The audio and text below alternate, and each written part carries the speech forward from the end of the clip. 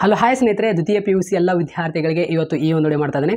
ಸಾಕಷ್ಟು ವಿದ್ಯಾರ್ಥಿಗಳು ಹಲವಾರು ಪ್ರಶ್ನೆ ಕೇಳ್ತಿದ್ರು. ಅಂದರೆ ನಮಗೆ ಪಾಸಿಂಗ್ ಮಾರ್ಕ್ಸ್ ಹೇಗೆ ಮಾಡ್ತಾರೆ ಮತ್ತು ಅದೇ ರೀತಿ ರಿಸಲ್ಟ್ ಇನ್ನೂ ಬಂದಿಲ್ಲ, ರಿಸಲ್ಟ್ ಯಾವಾಗ ಬರುತ್ತೆ ಅಂತ ಹಲವಾರು ವಿದ್ಯಾರ್ಥಿಗಳು ವೇಟ್ ಮಾಡ್ತಾ ಇದ್ದಾರೆ. ಏಪ್ರಿಲ್ 10ಕ್ಕೆ ಇಲ್ಲಾಂದರೆ ಏಪ್ರಿಲ್ 15ರೊಳಗೆ ರಿಸಲ್ಟ್ ಬರುತ್ತೆ. ಸೊ ಎಲ್ಲ ವಿದ್ಯಾರ್ಥಿಗಳಿಗೆ ಹೇಳೋದೇನೆಂದರೆ ಟೆನ್ಷನ್ ಮಾಡ್ಕೊಳ್ಳೋಕೆ ಹೋಗ್ಬೇಡ್ರಿ, ಡೆಫಿನೆಟ್ಲಿ ಎಲ್ಲ ವಿದ್ಯಾರ್ಥಿಗಳು ಪಾಸ್ ಆಗ್ತಾರೆ.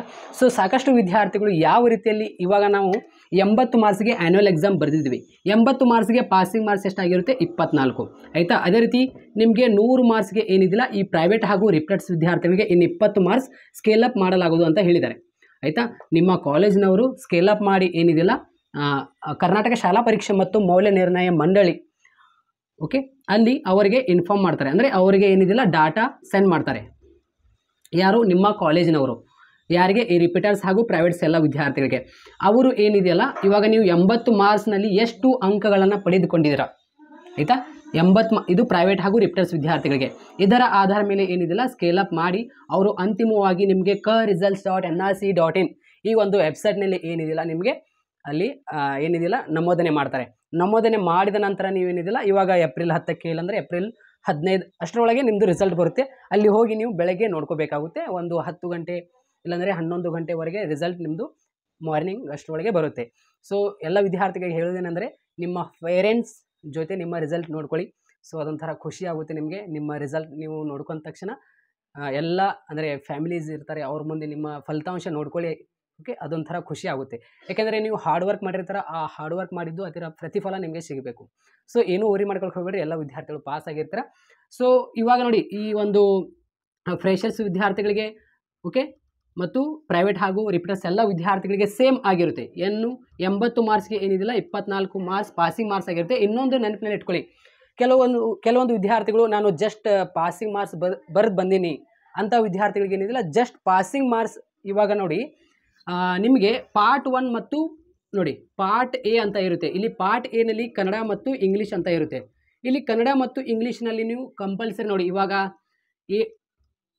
ನೋಡಿ 80ಕ್ಕೆ 24 ಮಾರ್ಕ್ಸ್ ಪಾಸಿಂಗ್ ಮಾರ್ಕ್ಸ್ ಆಗಿರುತ್ತೆ. ಇಲ್ಲಿ ನಿಮಗೆ ಒಂದೊಂದು ಬಾರಿ ಏನಿದಿಲ್ಲ ಇವಾಗ 2023ನಲ್ಲಿ ಅಂದರೆ ಇವಾಗ 100 ಮಾರ್ಕ್ಸ್ಗೆ ನಿಮಗೆ ಆ್ಯನ್ಯುವಲ್ ಎಕ್ಸಾಮ್ ನಡೆಸಲಾಗಿತ್ತು. ಆವಾಗ ನಿಮಗೆ 30 ಮಾರ್ಕ್ಸ್ ಕಂಪಲ್ಸರಿ ಈ ಸಬ್ಜೆಕ್ಟ್ನಲ್ಲಿ ಓಕೆ. ಇಲ್ಲಿ 30 ಮಾರ್ಕ್ಸ್, ಇಲ್ಲಿ 35, ಇಲ್ಲಿ 30 ಮಾರ್ಕ್ಸ್ ಬಂತ 30x ಅಂತ ಹಾಕಿ ನಿಮಗೆ ಪಾಸ್ ಮಾಡಲಾಗುವುದು ಓಕೆ. ಇದೊಂದು ನೆನಪಿನಲ್ಲಿ ಇಟ್ಕೊಳ್ಳಿ.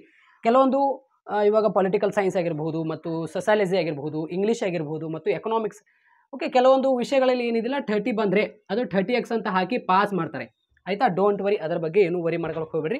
ಸೊ ಎಲ್ಲ ವಿದ್ಯಾರ್ಥಿಗಳಿಗೆ ಹೇಳೋದೇನೆಂದರೆ ಆ ಸ್ಕೇಲ್ ಅಪ್ ಏನು ಮಾಡ್ತಾರಲ್ಲ ಸ್ಕೇಲ್ ಅಪ್ ಮಾಡಿ ಅಂತಿಮವಾಗಿ ನಿಮಗೆ ಕರ್ನಾಟಕ ಶಾಲಾ ಪರೀಕ್ಷೆ ಮತ್ತು ಮೌಲ್ಯ ನಿರ್ಣಯ ಮಂಡಳಿ ಆ ಒಂದು ವೆಬ್ಸೈಟ್ನಲ್ಲಿ ನಿಮಗೆ ಮಾರ್ಕ್ಸ್ಗಳು ಎಲ್ಲ ಗಿವನ್ ಅಂದರೆ ಅಲ್ಲಿ ಎಲ್ಲ ಪ್ರಕಟಣೆ ಮಾಡ್ತಾರೆ. ನಮೂದನೆ ಮಾಡಿದ ನಂತರ ನಿಮಗೆ ಗೊತ್ತಾಗ್ಬಿಡುತ್ತೆ ಎಷ್ಟು ನಂದು ಫಲಿತಾಂಶ ಬಂದಿದೆ ಎಷ್ಟಿಲ್ಲ ಅಂತ. ಸೊ ಎಲ್ಲ ವಿದ್ಯಾರ್ಥಿಗಳಿಗೆ ಈ ಒಂದು ಶೇರ್ ಮಾಡಿ.